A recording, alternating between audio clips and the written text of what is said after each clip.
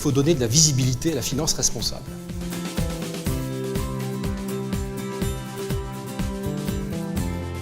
C'est une manifestation où je souhaite rassembler deux mondes qui ne se regardent pas, qui ne se connaissent qu'assez peu, qui sont le monde de ce qu'on appelle du profit, le monde de la finance, et puis le monde du non-profit, le monde des associations et des fondations.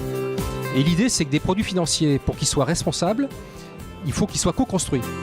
Avec la BNP cette année et Microdon, on va avoir l'apparition de l'arrondi solidaire sur les relevés bancaires. Donc les quelques centimes qu'on va avoir sur le relevé bancaire, à la fin du mois, on va pouvoir les virer à une association. On est dans le mass market, c'est la première fois depuis 30 ans que la finance solidaire, la finance responsable, devient une finance pour tous les Français.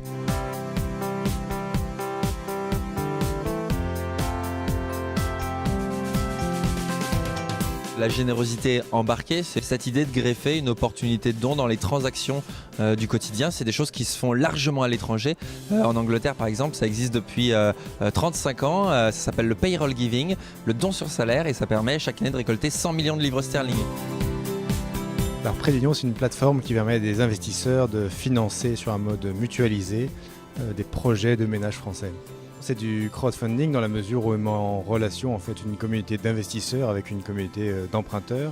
Nous, notre ambition, c'est que l'avenir de la finance soit en partie participatif. Ce qui peut être risqué dans le crowdfunding, c'est de faire croire que le seul passage par Internet de financement puisse résoudre tous les problèmes. Parce que la personne qui a un projet et qui veut mettre en œuvre son projet, elle a besoin d'être accompagnée dans la construction de ce projet.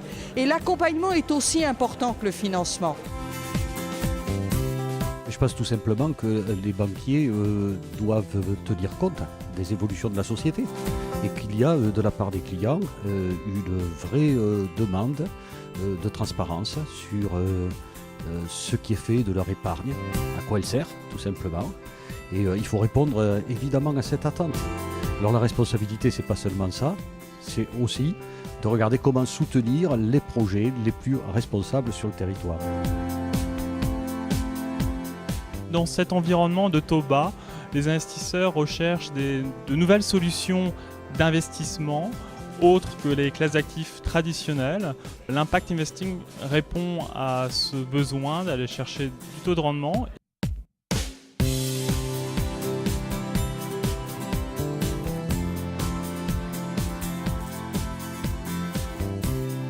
Le potentiel de l'impact investing est loin d'être exploité. Peu importe l'activité financière qu'on fait, peu importe quelle activité d'investissement on fait, il y a toujours un impact social. La question est, est-ce que cet impact social il est positif, et s'il est positif, est-ce qu'il est intentionnel?